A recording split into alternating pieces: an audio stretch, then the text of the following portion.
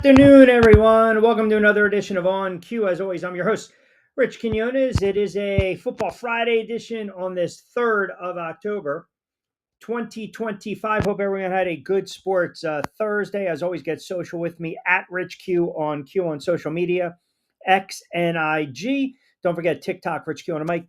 Keep subbing to the channel at Rich Quinones. You guys have been absolutely just fantastic subbing with the channel and the feedback. Not so much a thought out Thursday, but a what the frig Friday edition of On Cue. What made you say what the frig in the sports world this week, or really just the world in general?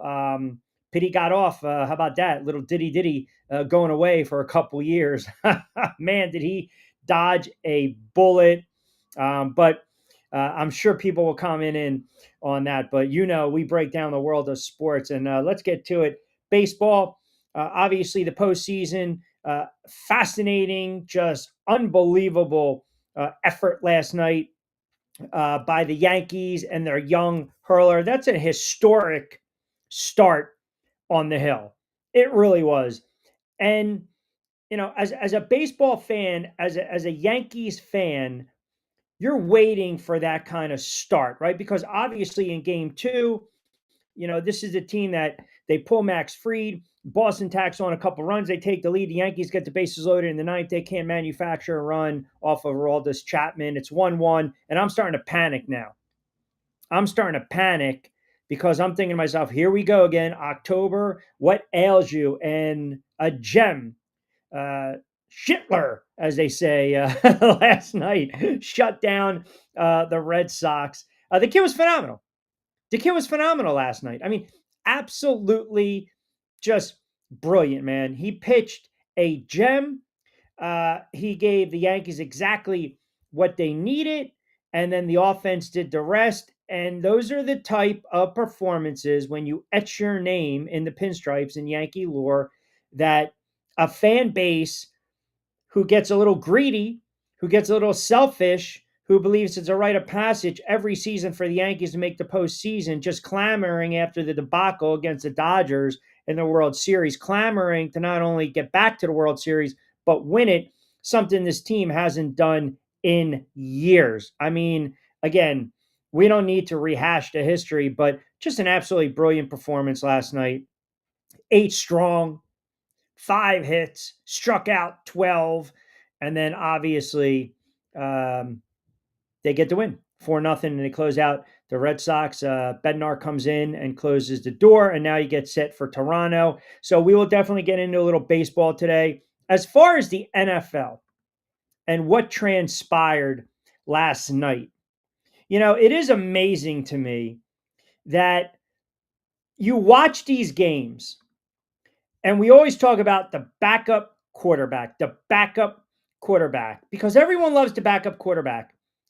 And let me first say, that's a hell of a win by the 49ers. Now, Sean McVay, I don't know what the hell you're thinking going for it on 4th down when you just need a field goal for the tie. I mean, the Rams, that head coach gets so friggin' cocky at times, and it just blew up in his face last night. I mean, think about this. You're watching that game and you're taking the under, and then all of a sudden, boom, you get the block PAT, you get the field goal late, you get the back and forth, you get Mac Jones lighting up, you get Stafford lighting up. I mean, Jones has played phenomenal for the 49ers. He's played absolutely lights out, and I love what this kid is saying. See, that's what happens when you get humbled in life. That's what happens. But I just thought, just a debacle last night for the Rams. You're in essence going in for the winning score, and then you friggin' fumble in the red zone. And you still get the ball back to salvage, to go in overtime with the tie, the 23-23, exchanging. The 49ers get that field goal, 26-23, and the Rams turn it over in downs. I don't agree with the call, to be quite honest with you. And the 49ers did a hell of a job stuffing the back at the line of scrimmage. But here's the story. For the 49ers fans that got on me for saying this team, when healthy, is going to be a good team in the NFC, you show up on Monday for a friggin' man up Monday, will you? This team's winning 10 games. Now, Shanahan, who I constantly criticize, right now I'm going to give you your flowers because your team is so friggin' banged up, yet you're 4-1. Yet you're 4-1, and you should have beat Jacksonville. But last night, to me, the story of the game and really the NFL is the backup quarterback and these guys that are now finding a home somewhere else and they're revitalizing their career. And that's why I'm going to say it at this moment, and you guys are going to hammer me. Mac Jones should remain the starter for the 49ers even when Brock Purdy's healthy and he's ready to come back. Yes, I'm saying it right now. I am saying it right now. This kid has commanded the huddle, and these guys are playing for him, and he's playing some of the best football of his career. Yeah, it's a sample size. I get it. It's a sample size over 3 games. But the kid's thrown for 6 touchdowns, 1 pick. And he's making next to nothing. Peanuts. Peanuts. And I love the fact that he comes out and says, look, Brock's the quarterback. I came in, I was signed as a backup to do what I need to do because that's what a backup does. I love it because ultimately, this kid's been humbled. This kid was cocky. This kid was brash, right? At times a little immature, argumentative. And it flamed out in New England. Flamed out. You knew he was never going to get the nod with Jacksonville as a backup. And now he's found a home as a backup, but he's also putting on tape that he can be a starting level caliber quarterback in the NFL. Hell, we saw it because he was with New England for 3 years. But as crazy as this sounds, if I'm the 49ers, I'm not rushing Purdy back. I'm not. I am not. I am not rushing Brock Purdy back, man. Hey, take your time. We'll be okay. We can weather the storm. We can weather the storm. Sometimes you got to ride the hot hand. Seriously, sometimes you have to ride. This is not a situation in Cleveland with Gabriel or Sanders or Joe Flacco. It's not because you don't even think any of those guys are your quarterback, to be quite honest, going forward. Mac Jones is getting it on tape. Mac Jones is balling. He's playing his guts out. He's playing how tough he is, and that resonates on the field. You don't think these guys were playing a little extra tougher when this kid's walking around with that gimpy knee? Some bum wheels? I got to give him his flowers, man. Last night he lit it up. 342 yards. He was making throws all over the place. The 49ers couldn't run the ball, but they ran it when they had to. And now you're starting to get players step up, and that's what's going to make them a dangerous team. Kendrick Bourne. Seriously, not Jason Bourne. Kendrick Bourne. Here's a guy that started his career with the 49ers, then New England, now with the 49ers. He's 30 years old. He's a name you guys probably don't even know who the hell he is. He's making plays. He's catching balls all over the friggin' field.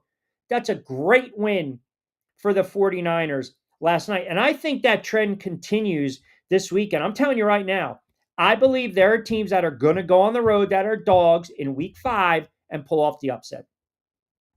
I believe they're coming on and they're going to pull off the upset. I'm telling you right now, I would not, again, if I'm a team that is, I said Kendrick Bourne, not Jason Bourne, friggin' pain in the ass, wise ass. My goodness. I gave you the stats on him, man. You got to win last night. You're bitching, complaining, not even a friggin' 5 o'clock on a What the Frig Friday because your Red Sox spit the friggin' bit. You know what? Just go have a cookie down there, wherever you are. You're probably down in AC, just probably dilly-dallying in the poker rooms. Connect this, Kendrick. My goodness. Don't whoa me. Get out of here with that nonsense. Get out of here. Coming on my airwaves and telling me that my pick of the 49ers winning 10, 11 games is literally unbelievable. Unbelievable with that nonsense on a What the Frig Friday.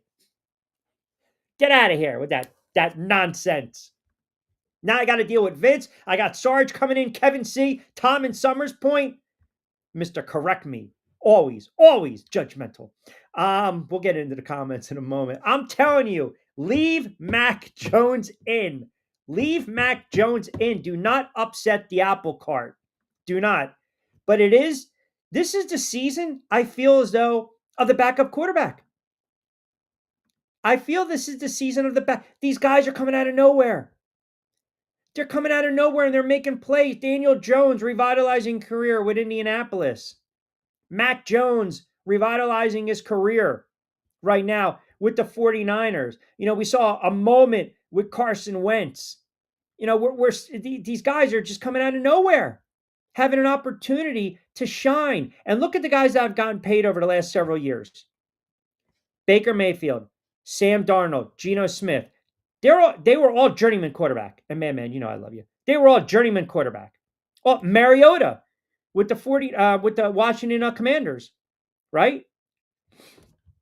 I'm telling you, right now, this is a great story in the NFL, and I love it in this regard because I didn't want the NFC to be so friggin' soft for the Philadelphia Eagles. Like, I need these teams to step up. I need these teams to step up, play hard-nosed friggin' football, win some games, put a little pressure on the Eagles. Don't make it easy. They're 4-0 right now, and they've got their own drama going on with that offense. Let's not, again, don't gloss over the fact that this offense has been absolutely inconsistent, wildly inconsistent. All right, let me get to some of the comments. I wanted to start a little early today. Man says nobody cares. See, talking about the Yankees. Peanut punch has become a popular skill in the NFL. It has. Scott, I got to say, Q, I wouldn't stop the momentum. Jones should start. I agree. 100%. 100%. Hot hand, man. Hot hand. No point at all to rush Purdy. Oh my God, it's Kendrick Bourne. Would love to know how much McCaffrey odds for the MVP has jumped since the start of the season. I can pull those up for you. I can definitely do that. Man wants to say, whoa, whoa, whoa, whoa. That's not what the comment was. Holy crap. It was a reference to Jason Bourne. When they see him and say, oh my God, it's Jason Bourne. All right, all that. And that's fine. Jason Bourne. Yeah, happy Broncos Ball Friday. Sure, Broncos country, ride them high or whatever the hell they say. Regulate, Warren G. By the way, if you're an Eagles fan, I'm throwing it out right now. Not even 5 o'clock, not even top of the hour, and I'm throwing it out right now. Denver Broncos are a live dog on Sunday. They are a live dog on Sunday against the Philadelphia Eagles. All right, so you got week 5, Thursday night football. Hell of a win. 49ers defensively making the stops. McVay got a little cocky. Ride the hot hand of Mac Jones. The backup has been the story this year in the NFL. Got a little college football. And by the way, on a Friday, my Yankees are going back to the ALDS soon when they get through Toronto, back to the ALCS soon when they win that, back to the World Series. Horrible. Man, how about being a Padres fan? I mean, you win in 90, 91, 92, and you get squeezed last night in that game against the Cubs. Every year is this year for the Padres. So here's how it lays out. Cubs against the Brewers, Yankees against the Blue Jays, Dodgers against the Phillies, and I hope the friggin' Dodgers wax the Philadelphia Phillies, and then the Tigers against the Mariners. All right, so a lot of baseball, a lot of NFL. We will punctuate a very busy week with a very busy Friday edition of On Cue. We're powered by our good friends over at Fresh Roasted Coffee. 20% off BYP. That'll get you 20% off with the picks. BYP 20. Also, Jersey Shore Breaks. Second season starts in March. Get ready with tea. 3 Brooks Bourbon. Sarge says, Q, did you have any of the bourbon before you came on the air today? Oh my God, you are fired up. No, it's a Friday. It's football. We got postseason baseball. We got college football. And we have our guy from Fansided, John Bueller, kind enough to join us on a Friday for a couple moments. How are you, my friend? I'm hanging in there, fighting the good fight. Not feeling super hot today. I heard you cough in the queue room. I was like, do you need some Yeah, Robitussin? We got to clear those up, those sinuses. I don't know. Something's going around. My fiance had it 3 days ago. Now I got it. So don't get what I got. Wow. You know what? We call that's a gamer. You're Mac Jones. You're out there, right? With the sniffles, running around, making plays. But I won't hold you too long. I appreciate a couple moments on a Friday. And of course, give John a follow on all social media. Does a great job with Fansided and of course, all the podcasts. Last night, 49ers, that's a really nice win on the road. Kind of a crazy game. You think the Rams are going to go in and steal one at home. They get the fumble in the red zone. Then it goes into overtime. 49ers get the field goal. The Rams elect to try to go for it, and it blows up in McVay's face. I started off talking a little bit about this, and I know you heard a few moments. Do you stick with the hot hand here? Are you kind of like, if you're Shanahan and the 49ers, okay, Brock, you know, don't rush back. Why does it always happen to the 49ers? I'm so sick of them. I'm so tired of them. And Backup quarterback, my friend. well, I think it comes down to the principle that Kyle Shanahan knows what he's doing with quarterbacks. And that's coming from me, a guy who hates his guts. I think the other thing is just John Lynch gets to operate with no consequence. Should have drafted Mac Jones instead of whatever Trey Lance was. Mac Jones, I always knew he could play. He's kind of system dependent. That's kind of what we saw, at Alabama, briefly in New England, and right now with the 49ers. He looks good. But look, you gave Purdy all that money. You got to play him. I mean, this year you can kind of do whatever you want because the money kicks in next year. Right, And then right. all those players that you think are, great 49ers players that are going to help you win a Super Bowl, they're not going to be there anymore. So this is kind of a year where the 49ers have to figure it out. Division's ridiculously good. I may have oversold the Cardinals a little bit. Same here. I think there's some limitations with Kyler Murray. I have no feel on the Seahawks at all, but I don't think anybody does. And then 49ers Rams, that's always exciting there. But to get an upper hand there for the 49ers through the first 5 games or so, can't really complain. I'm of the belief sometimes you have to throw what the player's making compared to what the backup is not making. And if the backup is playing well when he's coming in, and now this kid's saying all the right things, and you saw the kid was playing hurt last night, and it resonated with his teammates. They're playing a little extra harder, making sure, extending these drives, protecting the quarterback. I don't care how much you're making. Like, I know it's the NFL, right? We always talk about, but I can give you moments where, hey, listen, we're going to ride this hot hand. And I think Shanahan would be a fool not to keep riding this out until Purdy comes back, until he's 100% healthy. Now, Mac Jones might revert back. Daniel Jones slipped a little bit of the Rams, and we saw the fluky play, but it happens sometimes. But at this moment, I'm trying to find a threat coming out of the NFC for the Philadelphia Eagles. And just when I thought it was the Rams, again, they lose a bad game last night. I'm crediting the 49ers. I look at the lines. Can the Lions go on the road in Philly in January and beat them? Can the Packers do it? Too inconsistent. I'm trying to find that needle in a haystack. And I started off the preseason talking about the 49ers. So now I got to live and die with the 49ers, kind of being that threat, even though you know what my Super Bowl predictions were. So, sell me on the 49ers. Are they a threat? And can you envision a scenario if Purdy goes out the next 2 weeks and throws for 350 and they win again, where he's going to start the rest of the season? Potentially. I mean, I'm kind of staying away from the NFC West as is. We need to see some separation here for me to really have a good feel on it. Unfortunately, I don't think we're going to get it because I think 2 games is going to determine first place and fourth place in this division. But I don't know. I think the 49ers have, they always seem to be pretty good in the trenches. And I think that ultimately dictates how that division goes here. I still like the Lions a lot. I think the Bucks, they could take advantage of this power void. Also, I didn't realize that the Packers tied. I mean, ties in the NFL, it's so stupid. I'm like, just do it and just do college triple overtime. We need to win and lose. I don't care what the NFLPA says. Yeah. Tying's dumb. Yeah. I mean, listen, I will add this. The backups have shown a couple things. Coaching in the NFL matters. Change of scenery matters. And sometimes we write these guys off way too quickly. Yeah.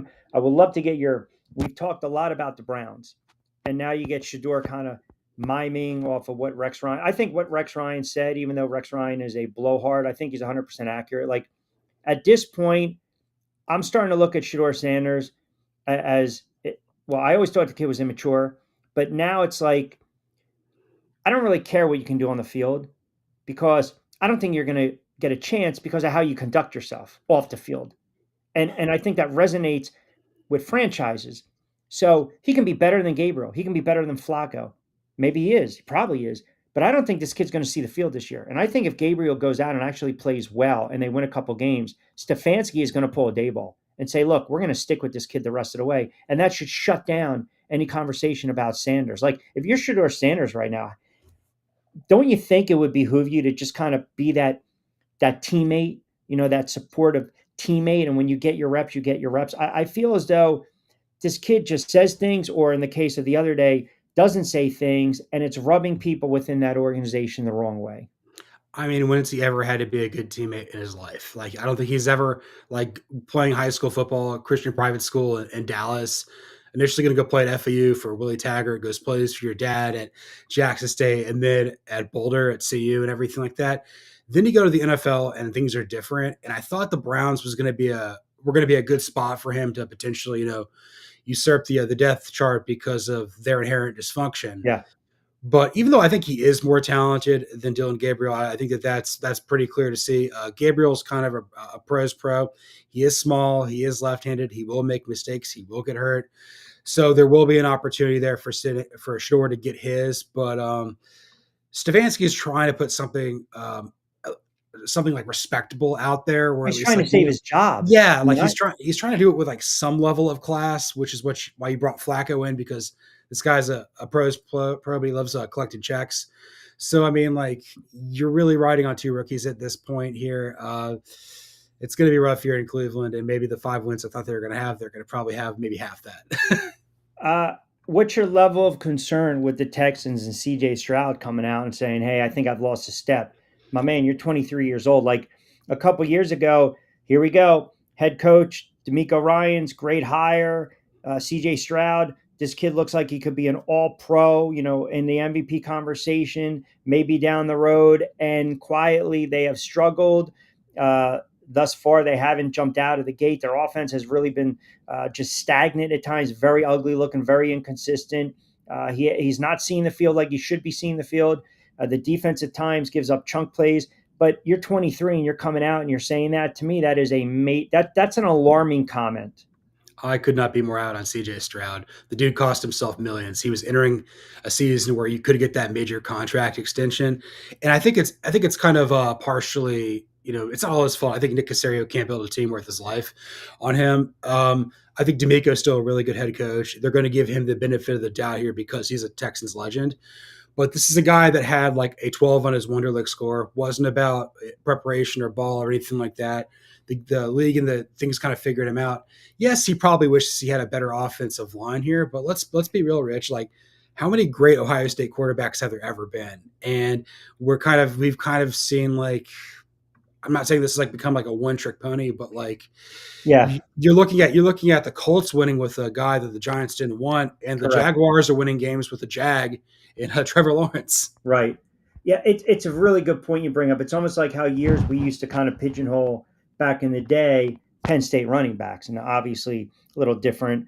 But we talked about the Blair Thomases, the Kajana Carters, and whatnot, and the Kurt Warner's, not the Hall of Fame quarterback Kurt Warner, but the other one that had knee problems. Okay, fine. Yeah, you give you Franco Harris, and I give you Saquon, but the knock is Ohio State doesn't produce top level quarterbacks. I just think that I think maybe I was of the belief that he can play. You build the offense around him. They've got some weapons. You have to keep them upright. That's always been the problem with that offensive line. I mean, that's one of the major issues. The kid's kind of running for his life, but you got to build. You got to fix the offensive line. And this kid's been sacked over 100 times in 3 seasons total. I mean, it's ridiculous. 52 last year. But yet, he put up some decent numbers, and they should have been a playoff team, and by default, because it's a bad division.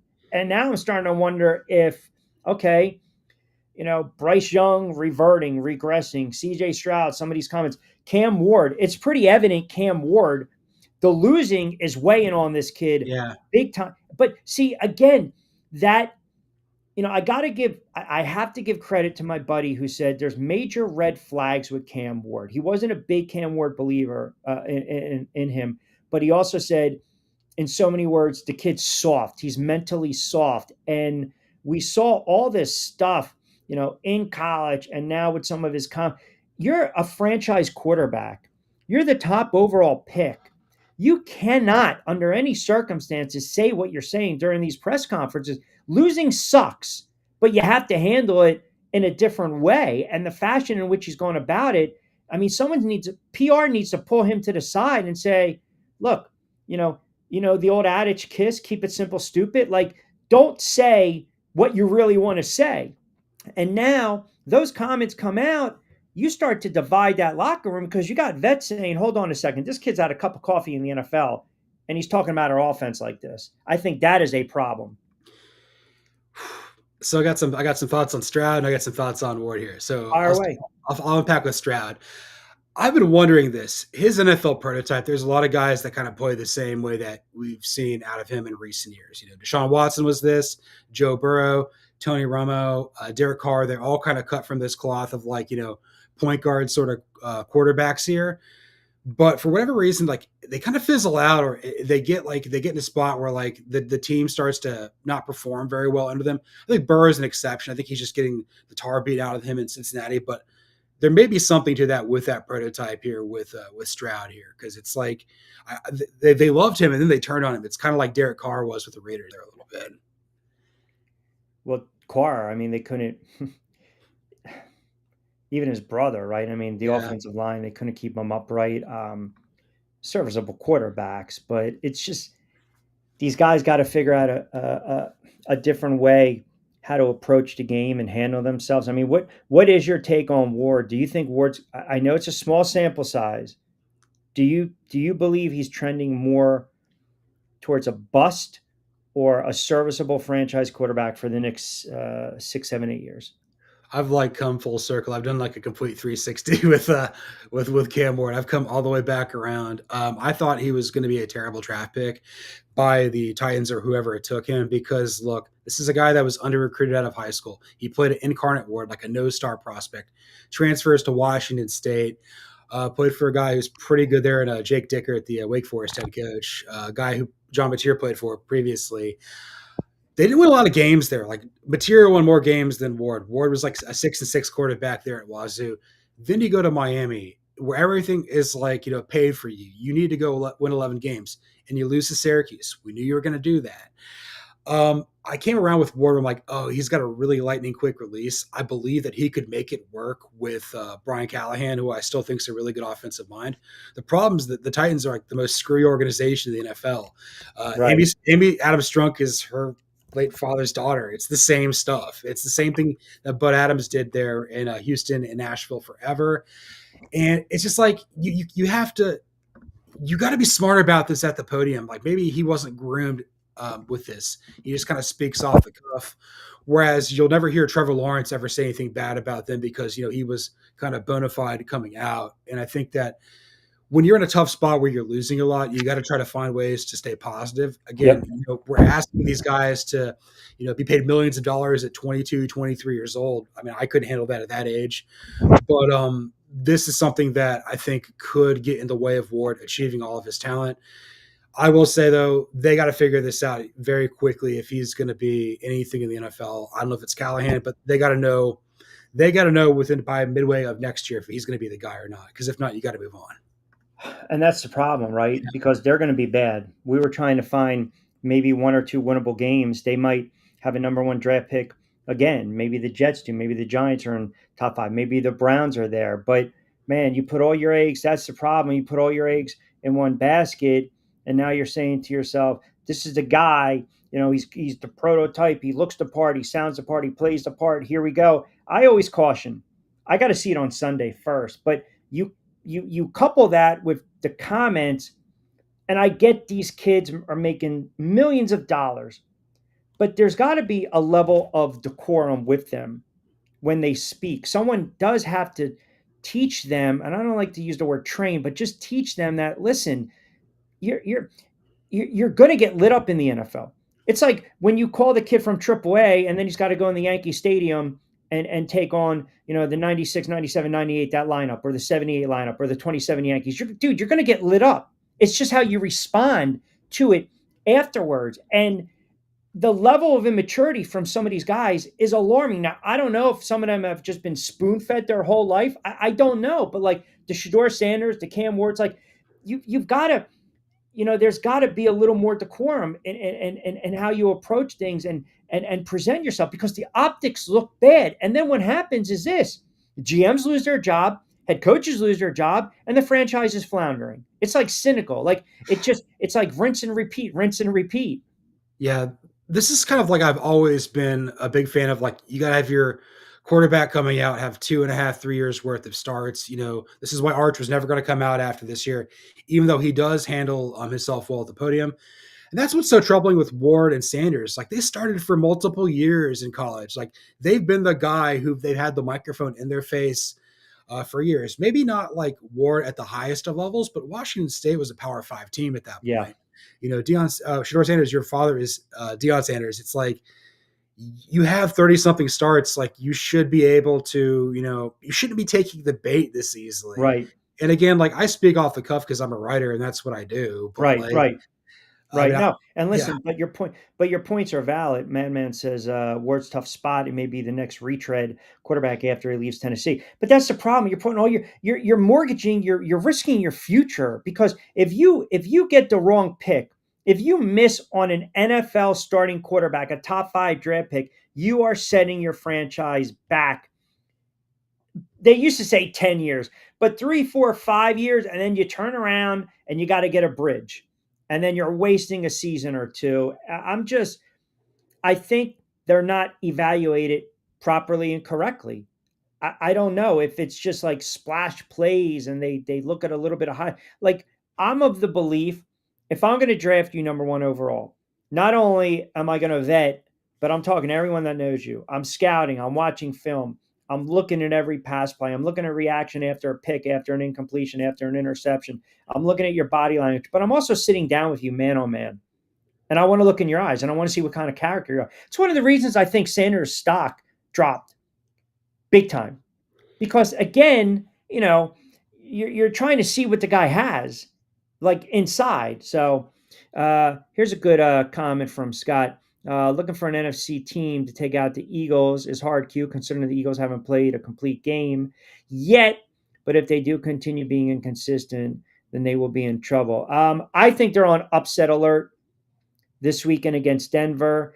It's only because the offense, Nick Sirianni went out and basically said, Kevin Petula's my guy. He didn't interview anyone else. So it's all on Nick Sirianni. So now you get the A.J. Brown, whether he's tweeting Bible verses or whatever, reading books, whatever the hell he's doing, for a fact, pencil him in for 7 catches, 96 yards, and maybe a touchdown. But when you start to try to force feed the ball, that throws your whole offense off. I think you get a complete game from Denver on the road. So I'll ask you this. Right now, 4 or 5 weeks in, do you look at the Philadelphia Eagles as clear-cut best team in the NFC? right now you kind of have to by default. I'm waiting for the Lions to show their second gear. I think that they have it within them. Again, they got to deal with coaching attrition too here, losing, both of your coordinators. I think the Eagles, you're right, they're losing Kellen Moore and Nussmeier. You got to kind of a period of adjustment. It's leaving guys like AJ Brown kind of having to figure out what's next. How am I going to get my share? But I think as long as you've got like a top 8 or so quarterback at that position, where a guy you can trust who's mature, whether that's Hurts, whether that's Goff, you're in a pretty good spot to kind of navigate what the NFL season throws at you. Mm-hmm. But been very impressed by what the Eagles have done thus far, because it hasn't always been pretty, but they're kind of unblemished at this point. You are right Yeah. though. Denver is kind of a live dog here, just because they got to keep pace with the Bolts there in the and now the Chiefs in the AFC West. Would you, your panic barometer, 10 being, oh, this is not good. The Ravens or Washington, who's got the higher right now panic barometer? Because you got 2 quarterbacks that are banged up. I know Daniels wants to give it a go, but Lamar Jackson, I believe, has been ruled out for this week's game. I would say the Ravens is higher. I would say the Ravens is about 8.5, and I would say the Commanders is about 7. The Commanders, they're banged up here. I mean, they lost to my Falcons last week on the road.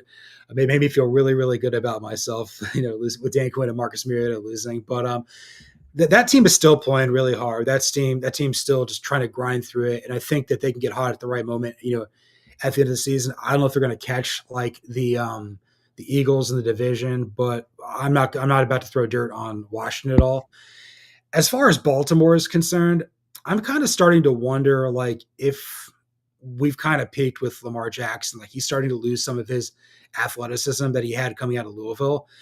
And I don't know if John Harbaugh can really do anything to help elevate this team. You're putting a lot of pressure on Zach Orr to figure it out from a defensive standpoint. And I kind of wonder if Todd Monken's going to leave, because he always leaves somewhere after 3 years. Come back to Athens, man. I would love to have you back coaching Georgia, please. Interesting. You mentioned, Lamar Jackson maybe losing a little bit on the fastball. We talked about that Eagles offense. They haven't been able to really get the ground game going. The same could be said with Baltimore. Aside from Derrick Henry, a buck 69 to open up the season, he's been shut down. Now, you want to say, look at the defenses, Cleveland, Detroit, and Kansas City run defense. But I always go back. You look at these guys, they have career years when it comes to carries. I know he had 340 a couple of years ago, but he had 326 last season. I don't know if they're going to use him judiciously, but with no Lamar Jackson, the ground game's got to pick it up, right? You're going to rely more on Derrick Henry. Congratulations, Derrick Henry. You're back on the Tennessee Titans again, man. Man, listen, I mean, he's going to have to carry the load. Hey, real quick before I let you get out of here, I know you've been following, obviously, all of postseason baseball. Are you old school like I am, where I'm just so tired of shortening up the game? Like, I'm still annoyed that Fried got taken out of the game the other night for the Yankees. And then you go see the kid last night pitch an absolute gem because Aaron Boone figured season's on the line. I'm not pulling this kid right now. It's a tough time being a big league manager, because you've just been neutered by the front office for year over year over year over year, and you've got guys out there that make millions doing this that we don't think are good. I mean, I know you've probably got thoughts about Aaron Boone. I have thoughts about Brian Snitker for days. I can't stand Aaron Boone. I wanted him gone years ago. No, and I'm very lucky I got Brian Snitker out of the bill, or in a different role here in Atlanta. We're going to hire Freddie Gonzalez 2.0, but like, this is where you cut your teeth as a manager. This is where you figure it out. You do the whole 162 to get through this grind. Every game is amplified. Every game is precious. Every pitch matters more. The intensity of every one of these games is through the roof. I mean, certainly in the wild card round, because you can't afford to lose one of these things. Then you go to the NLDS. If you go down an 0-2 hole, you basically got nothing. And at that point, like, you're just hoping you've got enough arm talent and depth to get through the championship series and the World Series. So managerial stuff is very, very, very important. And I don't know. I kind of feel like this is the time you got to make it. You got to make it happen. You got to make it shine. You got to do what you got to do, because the GM's basically telling you what the lineup is, all 162. This is your time to make it happen. Well, listen, the manager's job is to really, you're just managing the starting rotation. Yeah. I hate to say it. Like, yeah, you're going to shuffle the lineup here and there, but you're going to rely on the meat and the potatoes. And we know the Yankees are feast or famine. I've known that for years. I mean, can I watch these guys try to get a big hit in a big spot, whether it's Stanton or Judge? I mean, more times than not, they can't. They don't. It's not 2009 when Alex Rodriguez was beyond locked in. Every time he was at the plate, he was either going to hit a home run. I mean, he just murdered the Phillies in that World Series. Like, it's a different time, but you also have to read your starters. Like, you have to have a sense and a feel for the game. And when you got a guy wheeling and dealing, I don't want to hear any more of this, wow, he's up to 88 pitches, 90 pitches. And maybe I'm too old school in this belief that, I remember guys like Schilling and Randy Johnson and Pedro Martinez and Pettit going out there and throwing well over 100 pitches, Clemens well over 100 pitches, because you're needed in that spot. Yeah, I grew up with Smoltz, Maddox, and Glavine doing that in the 90s, and only had one World Series to show for it. Should have had two, but the Twins cheated, and I'll always say that. But that's neither here nor there. I will say, though, from with what we got right now for the American League and National League Division Series, I do think the postseason experience that the Dodgers and the Yankees had last year will help both of these teams potentially go further, because I think that they'll play a little bit more loose. Whereas I think there's a lot of teams here that, like, this is untrodden territory, like for the Brewers and the Mariners and stuff like that, probably the Cubs. And I also think the chance of the Phillies, like, if this doesn't happen this year, this is it. Like, they have a chance to play tight. I think, well, two things. I mean, Jack Morris, Game 7, right? I mean, Yeah, that solidified his spot in the Hall of Fame. Um, I think the Phillies window, if they can't listen, if they cannot get past the Dodgers, if they don't get to the World Series and win it, I agree with you. I look at these contracts, I look at the money on the books, I look at some of these guys are going to go. Like, what are you going to do? You're going to, especially Schwarber, right? Harper. For all the fanfare that Harper has brought to the table, even from his time with Washington, he leaves the Nationals. They turn around and win the World Series. Like, I'm sorry, like for the money and the what's the word I'm looking for? Not even the fanfare, the expectations that Harper was coming to Philly with. Forget about MVPs and All Stars. You got to lead this team. yeah. You got to lead this team, and he's shown me this guy's not a winning player. I'm sorry, he's just not a winning player, and I agree with you. If they don't win it this year, I think their window is shut. Yeah, particularly because of how this past year went for the Braves, and then particularly with how it ended down the stretch for the Mets. Like they're going to come in next year with a greater sense of focus, whereas the Phillies, it's kind of been progressively worse since getting to the Fall Classic back in 22. So these windows are only open for so long, Rich, and I'm excited to see who wins this thing. I'm just not rooting for the Dodgers because I don't like repeats in baseball. I don't think. I think. Listen, the Tigers, the Mariners, you got to talk about pedigree and being there before. The Yeah, Dodgers, the Phillies, the Yankees, they've been there before. But there's also a sentiment, even with the Cubs and the Brewers, right? I mean, we can talk about the starting pitching all day long. Some of these teams that are not accustomed to being there, sometimes you play a little more loose. And yeah, teams like the Dodgers and the Phillies and the Yankees, they tend to maybe tense up a little bit because they also realizing that their window of opportunity is closing. yeah. There's been teams that you and I've seen over the years, like the '02 Angels, '03 Marlins, '05 White Sox, where like they just, you know what, we're here and we're going to make it happen. Yep. 84 Tigers before my time. Uh, Great start to the season. yeah, Kirk Gibson, Trammell, Whitaker. Yep. I'm trying to think if there's what I'm trying to think like the maybe the 11 Brewers in '82 when they Brewers '82, yeah, against the Cardinals. But the Rangers a couple times they got to the yeah, World Series. Rangers in Right. 23, Rockies in '07. Like Yep. we got to make this happen. And you're right though. Like there's sometimes these young players they figure it out. And Yeah. you win a World Series like in your first or second year, like Chipper Jones or Cal Ripken, and that's it. Correct. Correct. And then, and think about it. The series that Baltimore won, they took on a veteran, the Weiss kids, a veteran Phillies team in '83 that was way over the hill. Cal Ripken, by the way, I have a lot of Baltimore fans that used to listen to me on the air in Delaware. Hall of Famer, but one of the most overrated players in the history of baseball. He played in a lot of games. And I'm going to get hammered for saying that, but That's anyway, fine. and I've interviewed him. Nice guy. Probably wouldn't say it to his face though. What do you have podcast wise? Anything out? A lot of interesting stuff. Falcons are on a bye this week. I kind of celebrated, beating the Commanders 2-2, right where we kind of need to Your be. team's a hard watch, man. I'm It sorry. it, it is, but Penix though had his best game of his career, Yes, and I feel like if he does that again, the future is bright with this team. Bijan's out of his mind. Zach Robinson doesn't want to go coach at Oklahoma State right now, maybe later. And then I think of the college sort of thing, still trying to figure out, who's legit. We think Oregon's really good at the top of college football. Ole Miss and Indiana are giving off really positive vibes.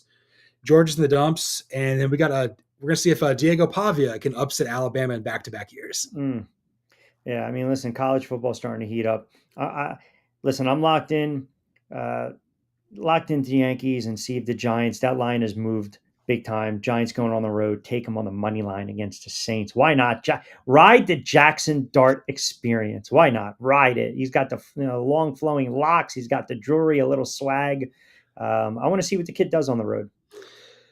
Uh, Someone's got to win that game, or you Yeah, can correct. or you can tie. Apparently, Well, we've seen a lot of those. So, all right, brother. Listen, man. I always appreciate the extended time. Feel better.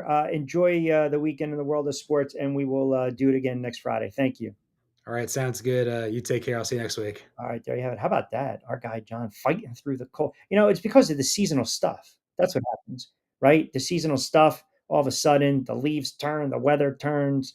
It's not good. Got a lot of comments coming in. I might have to walk back my attack on what Madman. We'll talk about that as well on the other side. We'll go through week 5. Quick timeout. We're powered by our good friends over at Fresh Roasted Coffee. Get ready with tea and 3 Brooks Bourbon.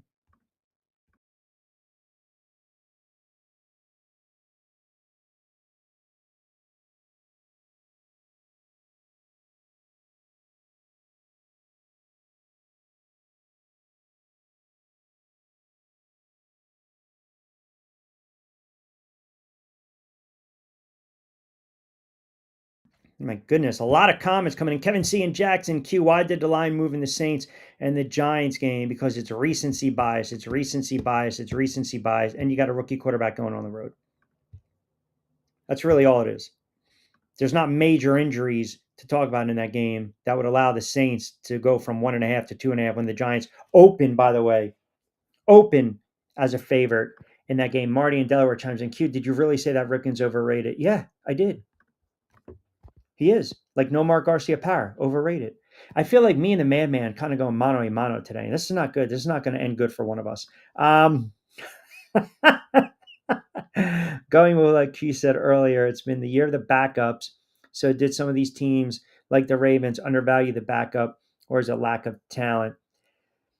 I feel, to your point, Scott, that we only talk about the backup, obviously, when the starter goes down or there's a benching. Like, you always have to invest in the backup, but these teams open up these seasons thinking our guy under center is going to last 17 games. So to your comment and your thought, I think there are some teams that take it a little more serious because they know that their quarterback's been banged up and injured in the past. Miami brings in a young kid like Zach Wilson, who at this stage of his career is still young, but he's kind of been a journeyman quarterback because they can't trust Tua. Washington did the smart play with Mariota.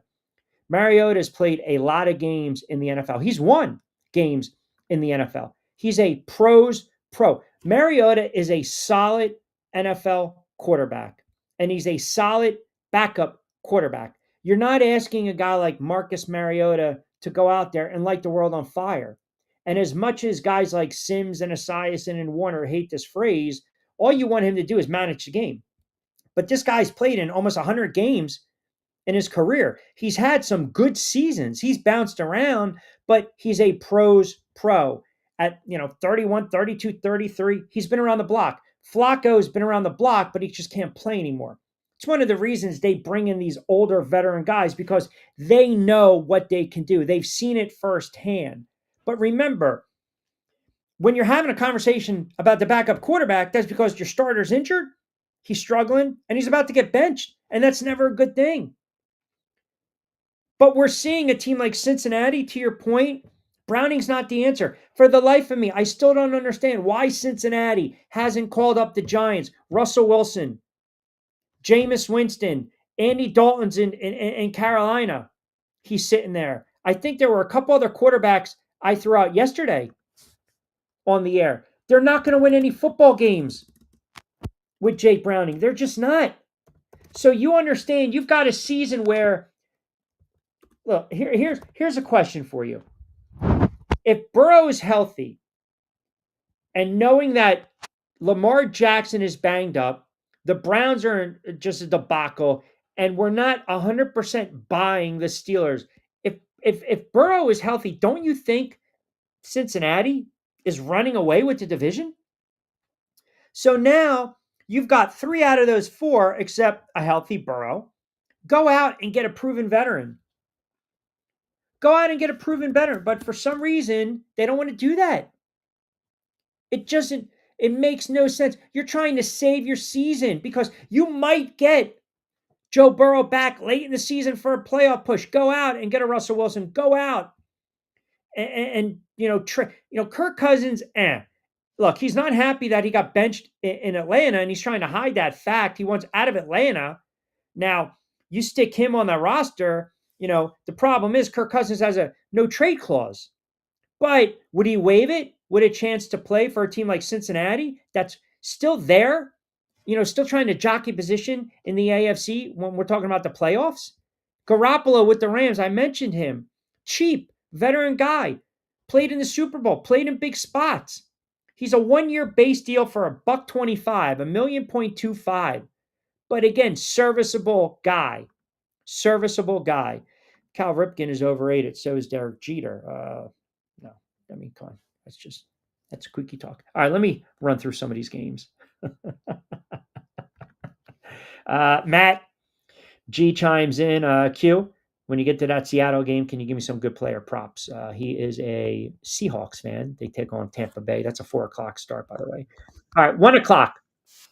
Let me rip through these 1:00 games. You guys give me your thoughts. Give me your best plays and thoughts, predictions on the weekend. Vikings and the Browns. So here you go.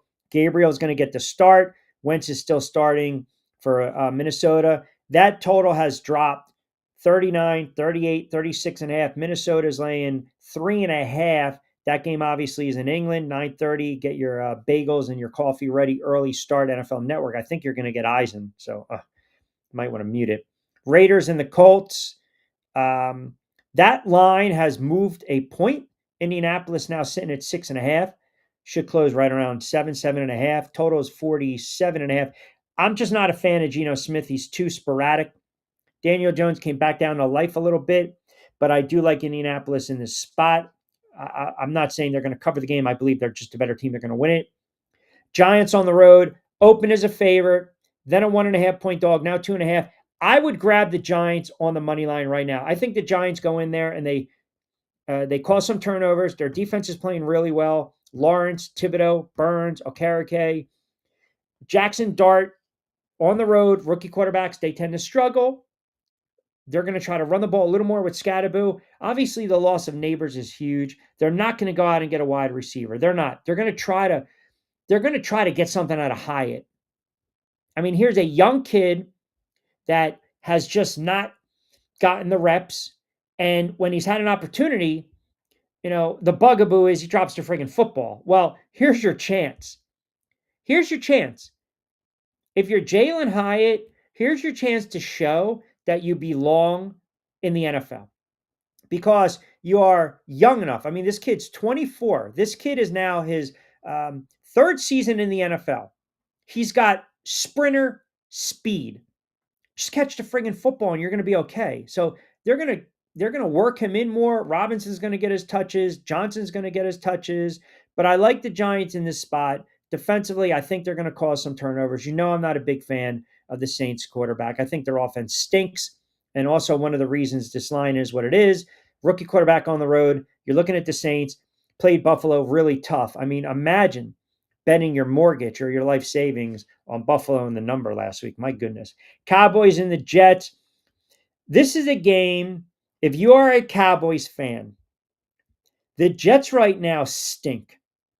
They're 0-4. They cannot get out of their own way. They just lost their running back. He's going to be placed on the IR. Fields has been sporadic. Aaron Glenn looks like he's absolutely overmatched. Cowboys fans, I'm going to do you a solid. If you want a get-right game, if you want a game where the Dallas Cowboys should be able to score some points, I don't believe the Jets offensively are a threat even against a bad Dallas defense. I believe this is the game where Dallas, if you're looking for the blowout, I think this is the game Dallas goes on the road and they absolutely blow out the New York Jets. Dallas is pissed off. They're ticked off. You give up 40. You have the tie. You had a bad loss against Chicago. You put up 40 against the Giants. You could have beat the Philadelphia Eagles. We can't figure this team out. So this is the week that Dak sits back in the pocket, and that secondary of the Jets is so suspect. Start with the soft Gardner being Darrelle Revis. He stinks. He's overrated. This is the week Dallas rights the ship. I think they blow out the Jets. I really do.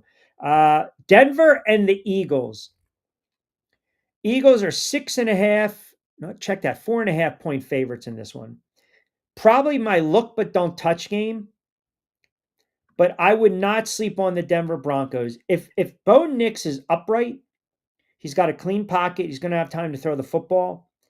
I think they're going to be able to run a little bit. And I think that the Philadelphia Eagles secondary is a touch suspect. And you saw it last week against Tampa Bay. Baker Mayfield, he had some plays. There were some big-time broken plays. And they can exploit that a little bit. They can exploit that. Now, again, tough spot, Denver with the trip into Philadelphia. But there's a couple keys to this game that I like. Denver's got a really good pass rush. You got to keep it going. You got to keep it going. And you've got some good players, right? You got some good players, young players. You know, that kid Cooper, it's just motor doesn't stop. You got players coming off the edge. You know, you look at that PFF rating, they get to the quarterback. I mean, they get sacks, they accumulate sacks. We know that Jalen Hurts at times can hold on to the football too long. I think they're going to stack the box, and I think they're going to dare the Eagles to try to run against them. I really do. And think about this. The Philadelphia Eagles, their bread and butter was Watt last year, running behind that line. Saquon Barkley, what was they averaging? $130, $140, $150 at times. That ground game this year for the Eagles thus far through 4 weeks has taken a nosedive. They're averaging $113 on the ground, so they've got some issues, and their rushing totals have decreased week after week after week. Saquon Barkley is averaging less than 60 yards a game, and he's only averaging 3.1 yards a carry. 3.1 yards a carry. So teams are keying in on Saquon. They realize we're going to stop the run. We're going to dare Jalen Hurts to try to beat us. We're going to dare him to sit back in the pocket and try to beat us. And he's got to show that. He's got to show that. And I think this is a tailor-made game for the Denver Broncos, for that defense to just be uncorked, unleashed, and to get to Jalen Hurts. And I wouldn't be shocked if Jalen Hurts had a pick or two in this game. Now, Eagles have also been winning with smoke and mirrors, and they've been winning, you know, special teams, block punts, fumbles, turnovers. Here we go. It's all about time of possession, too.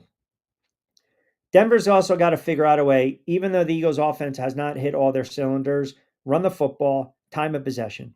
You know, keep these guys on the field. Extend drives with Bo Nix.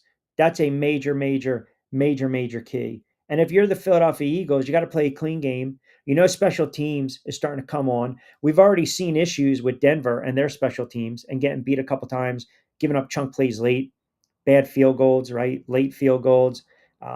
This has to be the game, though. If you're the Eagles, you're probably going to force feed the ball to to A.J. Brown.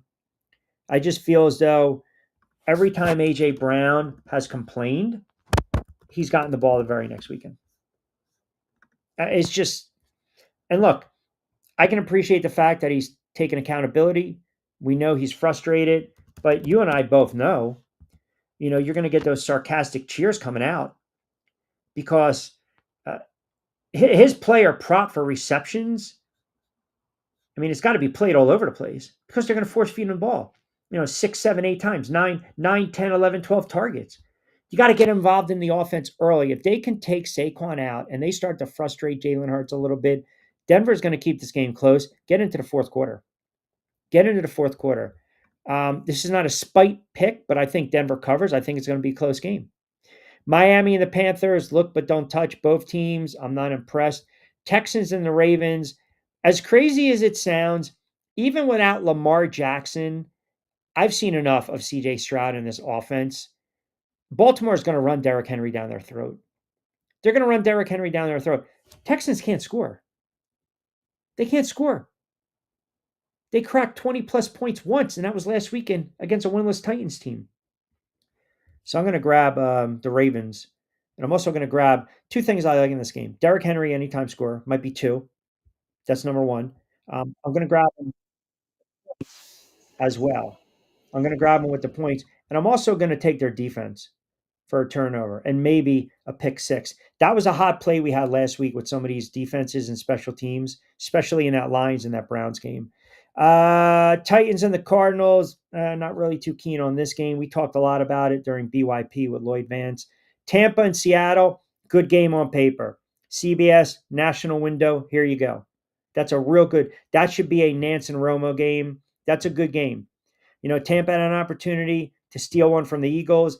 Mayfield, for all the toughness and bravado, and he makes plays, he also has that ill-advised pick late. I can't figure out Seattle. I can't.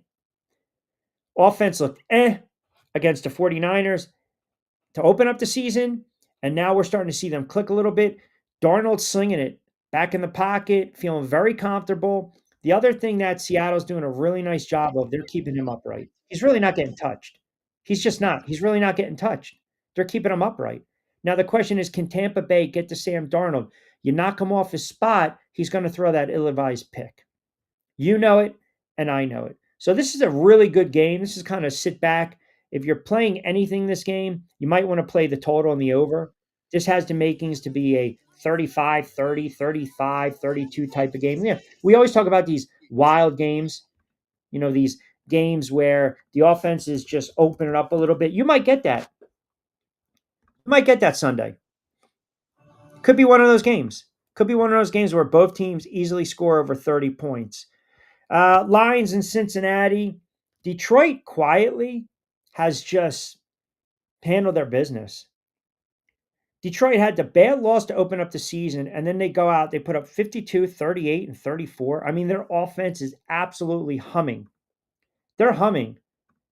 They're absolutely humming right now, and this is a really tough, ugly spot for Cincinnati. I learned my lesson with Cincinnati and Jake Browning thinking that they were going to keep it close against Denver. There's a reason Detroit's 9.5-point favorites in this one. Lions, they should easily cover this nut. Commanders and the Chargers. Chargers looking for the bounce back. Daniels is still banged up. He's going to give it a go. Commanders got to run the football. They haven't really been able to get off running the football just yet. He's not going to make the mistakes against Washington that he did against the Giants. Give me the Chargers laying the points on this one. Bills and the Patriots, 7.5. AFC East, Sunday Night Football. Depends how the 1 o'clock and 4 o'clock games shake out. And then Kansas City against Jacksonville. Show of hands, who said that the Kansas City Chiefs were cooked? Show of hands. I did. And they got a nice win. I do like Kansas City because I'm not a fan of Jacksonville. Trevor Lawrence he's too inconsistent. I like the Browns to cover, Giants to win. Tennessee gets the upset over Arizona. That's right. No goose egg for the Titans. Wow. Is that more of their just due? Or, man, the Titans offense stinks. Listen, when you're that bad, sometimes I'm going to tell you why that's not a crazy play. Because the Arizona Cardinals are such a talented team, but you can't figure them out. You can't. And look who they beat up. When they beat up on the soft part of their schedule, the Saints and the Panthers, when they had to punch up and move up in weight class, they lost to the 49ers in Seattle. Now, I mean, are we going to see that complete game from Murray this weekend? The Titans are not a good football team. Arizona should be able to move the football. I don't know if I like them outright. Man, you're asking me to either you're telling me I'm either overselling Kyler Murray or I have to believe in Cam Ward. And let me just pull up the numbers on Cam Ward to start his career. 12 of 28, $112. 19 of 33, $175. Pull these up a little more. 23 of 35, $218. 10 of 26, $138. He's averaging 4.9 yards per pass attempt. And he's already been sacked 17 times. I can't do it. Can't do it, Scott. I can't. I think Nico Collins is going to go off for the Ravens, but will lose to the trap for Arizona. I don't believe in trap games in the NFL. I don't. If you can't get up for a game, you're making millions of dollars. That's on you. Let me see. Who's our Arizona got coming up? They got the Titans on the road, the Packers. Well, here's the problem. They got to win this game.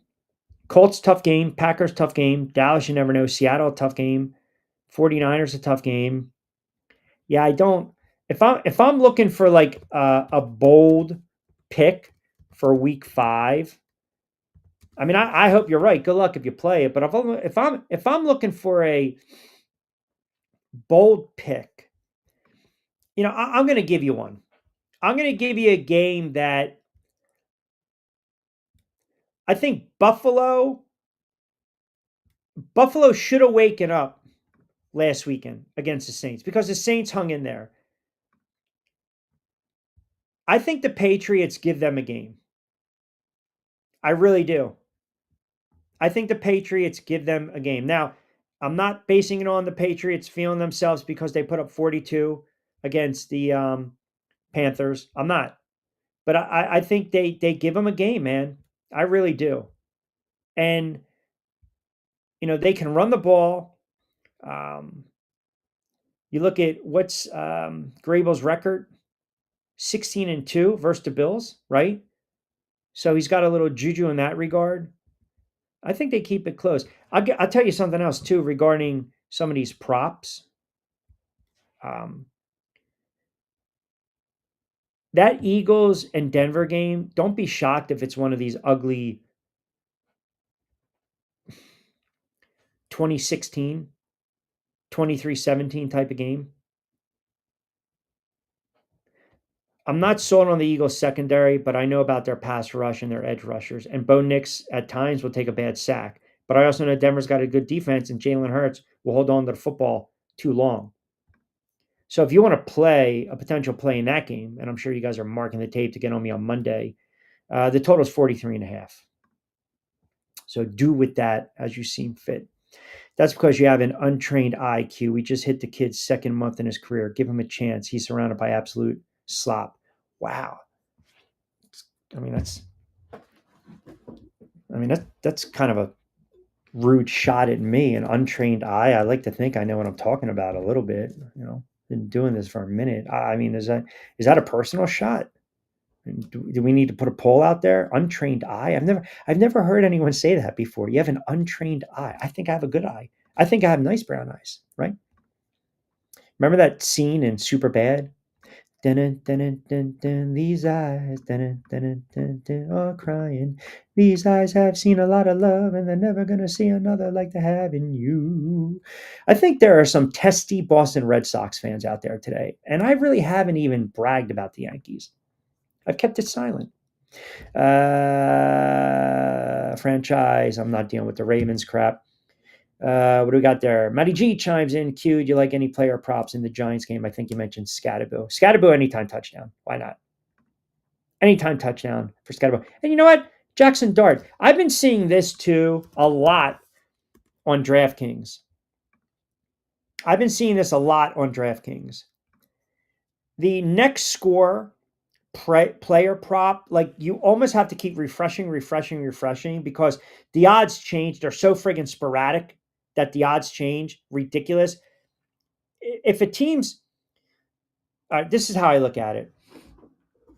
Giants are on the 40, on the Saints 40, and they're running a couple plays, and Scatterboo's ripping through 8, 6, 10 yards, whatever. Right away, I'm saying to myself, okay, either play action, grab a Wan'Dale Robinson at plus 450 anytime score, or just hammer home Scatterboo because they're going to keep running the ball right down the Saints' throat. But when you go on these apps, they suspend and freeze it. And then it's almost like after the fact, you're going to get these odds, which sucks. They're shitty odds. You're getting no value on them because you missed the opportunity. So like kind of part of the in-game live betting, like I would sit, if you're doing a couple games and you got your apps up, watch to see, monitor how these teams go right down the field. And the other play, I keep harping on this, guys. If you can, again, whether it's a buck, 2, 3, 4, it's your money. Start playing defensive touchdowns and special teams. We're seeing more returns for scores, and we're seeing more pick sixes and fumble returns. And you go by the teams that are really taking on some of these garbage quarterbacks. They really are. Like, for instance, I can see the Giants having a pick six on Sunday. I really can. I can see Isaiah Rodgers picking off this kid, Dylan Gabriel, once or twice. Like, there's ridiculous value when you look at these DST defensive special team scores. Some of them are plus 450, 550, 750. It's ridiculous. I can see, let me give you another game. Detroit picking off Jake Browning, getting that pick six, or having a special team score. The Eagles, they seem like they're always good for a special team score. Block field goal, block punt, whatever. So start playing that. All right, got to start wrapping it up. I'll get a couple more comments. Back to my other question. Do you think it's okay? I apologize, Scott. Thank you. Do you think it's okay for a starting pitcher to also be a DH? Q, with your trained eyes, do you see an unfair? Thank you. I appreciate that. Look, do I want to see Ohtani pitch and hit? Yes, I do. I do. I really do. I don't think it's an unfair advantage. I never mind when pitchers hit, be honest. I never did. I never mind when pitchers hit. It's rare, you get these guys in a tough spot, in a interesting spot, but listen, I don't have a problem with the starter being a DH. I don't. There's a lot of things I hate about baseball. Like I don't. I for here's what I. It's so what Scott's referring to again, the Ohtani rule, which allows a major league starting pitcher to be listed as the designated DH. So a pitcher can bat for himself without losing his designated hitter status if he's removed from pitching. No, because is it unfair competitive? I don't think so. I don't. Remember too, as long as he was in that batting order, right? So if you start as both pitcher and DH, you can continue as DH even after you're no longer pitching. Now, again, all that is on how these lineups are, right? The manager basically has to identify the pitcher as both the starting pitcher or the pitcher and the DH. You got to list it a certain way in the lineup, but I don't think so. Now, come talk to me if it's Game 5 of the World Series and Ohtani's pitching, and then he's at bat, and then he smacks a 2-run homer that beats the Yankees. Then I might have a problem with it. Yeah, I wish I can read that. I don't know. I've been told that I don't have a trained eye, so I don't know if that's a typo. The Giners get second win this weekend. I don't know. Madman, did you have a couple pops? Maybe a couple cervezas, maybe washing it down, right? Can I have a tasty beverage to wash it down with, right?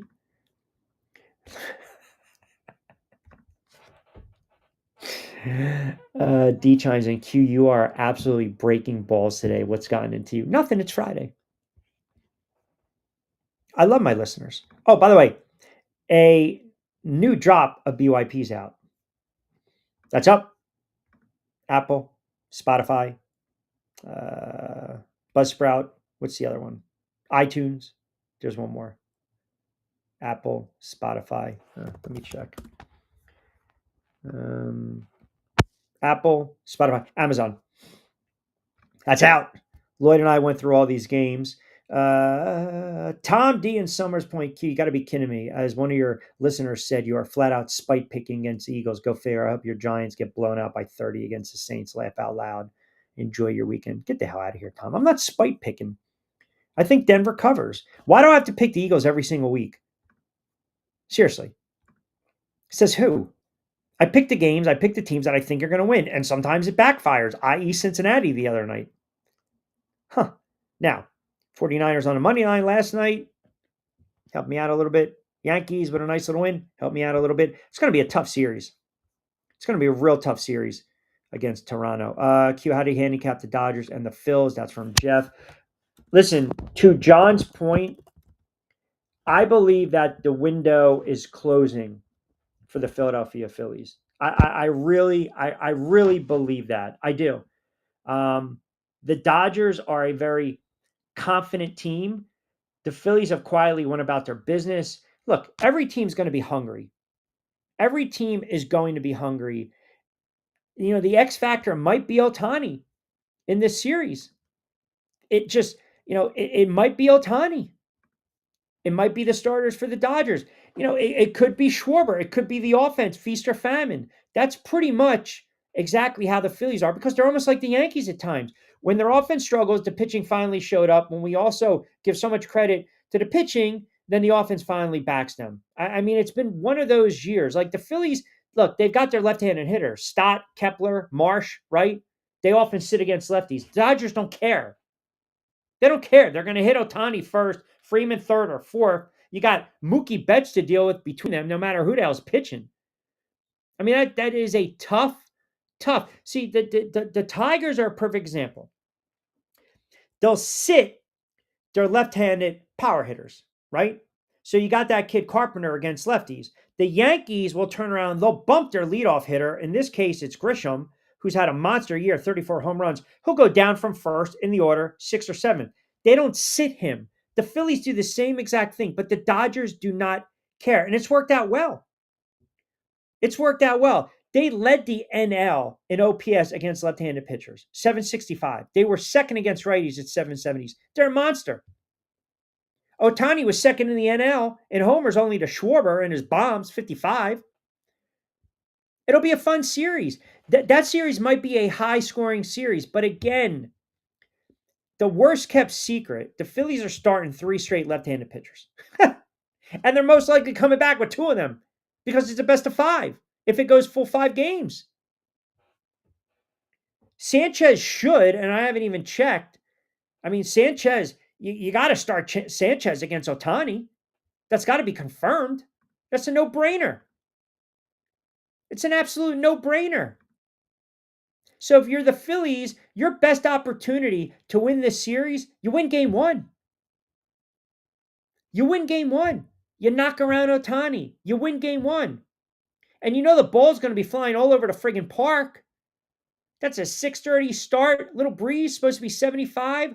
Little chill in South Philly coming off. Pats and Genos. That ball's going to be flying all over the place. Unbelievable. Scott says, great show today. Well done. Can't wait till Monday. Scott, I appreciate that. And you know what? You have very good trained eyes. Man says, not having Wheeler is massive. Not confident in the Phillies moving on. That's a blow. That is definitely a blow. The Phillies offense, they're just feast or famine, man. They really are. They're feast or famine. You know it, and I know it, but all it takes, you steal a game. That's it. You steal a game. That's all you have to do. Do I think it'll be a long series? Listen, the bottom line, if you're a Phillies fan, you got to do one friggin' thing. You got to hit the baseball. You got to hit it. If you go back to the Phillies, their last couple postseasons, it wasn't really ended by starting pitching. And they've had issues, or the bullpen.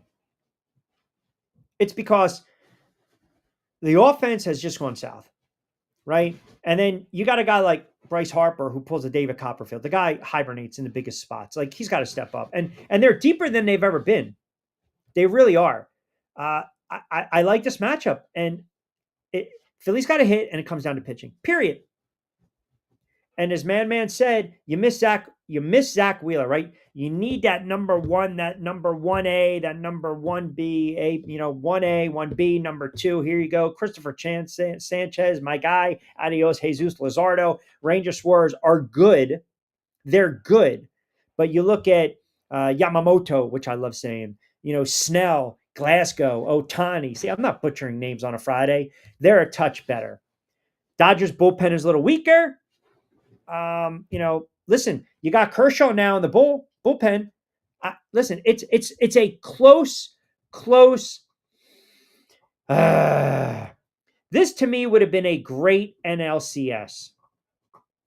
It would have been a great NLCS. I don't know. I got to give the edge to the Dodgers, and it's probably killing some of the bunker boys, but honestly, we're not really concerned about how you guys feel. All right, got to start wrapping up. By the way, check out the new edition of BYP. Also, Tropical Bets Aorta is out. We gave you a couple Premier League plays. We were red hot last weekend. Back in the saddle on a Monday, or as we like to call it, a Lunes Manolo Mentioso Man Up Monday. Who's going to be manning up more than me? Show of hands. It's probably going to be no one. Don't forget, as always, get social with me at Rich Q on Q. And, of course, at Rich Q on QNX and IG. TikTok, Rich Q on the mic. Enjoy the college football. Enjoy the baseball. Enjoy the NFL picks and plays. Enjoy the NFL Week 5. Special thanks again to John Bueller jumping on board. And, of course, our good friends, Played Against Sports, Fresh Roasted Coffee, Get Ready with Tea, Three Brooks Bourbon, and the Jersey Shore Breaks. Everyone have a wonderful sports weekend. If you go out, be safe, be sound. Don't drink and drive. Don't text and drive. But you can download the audio version of the show as well. We will talk to you on Monday. As always, I'm Rich Quinones. Thanks for tuning in to this edition of On Cue. Hasta luego, mi día.